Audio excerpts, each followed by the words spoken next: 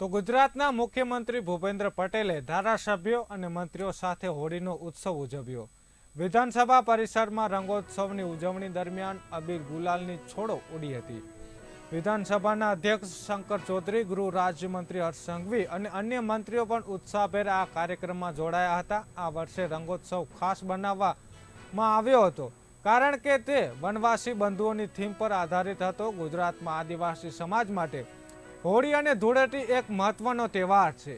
આ જ સંદર્ભમાં ડાંગ દરબારનું પણ આયોજન કરવામાં આવ્યું, જ્યાં પરંપરાગત રીતે રીતિ-રિવાજો સાથે રંગોત્સવ ઉજવાયો હતો। સીએમ ભૂપેન્દ્ર પટેલે ધારાસભ્યો અને ઉપસ્થિત મહેમાનો સાથે રંગોનો તહેવાર ઉજવ્યો અને એકબીજાને રંગ લગાવ્યા તેમજ ઉજવણીનો આનંદ માણ્યો હતો। આ પ્રસંગે સૌએ એકતા અને ભાઈચારા જળવાઈ રહે તેવો સંદેશો આપ્યો હતો। રાજ્યમાં લોકો શાંતિ અને સુખ સમૃદ્ધિ સાથે તહેવાર ઉજવે તેવી શુભેચ્છાઓ પણ આપી હતી।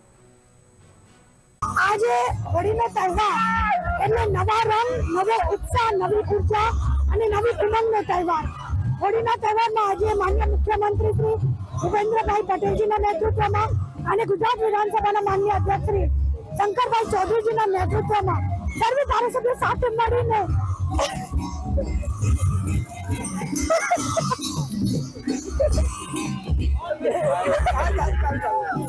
સર્વે સાથે મળી અને આપ જોઈ શકો છો કે કેટલા ઉત્સાહ અને ઉમંગ સાથે હોળીનો તહેવાર ઉજવી રહ્યા છે।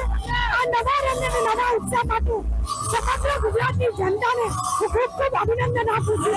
આજે આ તહેવાર છે જેની અંદર ગાંધીનગર વિધાનસભાના સત્રની અંદર બધા સભ્યો વિધાનસભાની કરીને પોતાના ઓરિજિનલ રૂપમાં એને બહાર લાવીને આજે બધા ધારાસભ્યો સાથે મળીને ખૂબ સારી રંગોળી હોળી રમી રહ્યા છે। પાણીની અંદર આજે બધા ધારાસભ્યો ખૂબ ઉલ્લાસથી આ ઉત્સવને ઉજવી રહ્યા છે।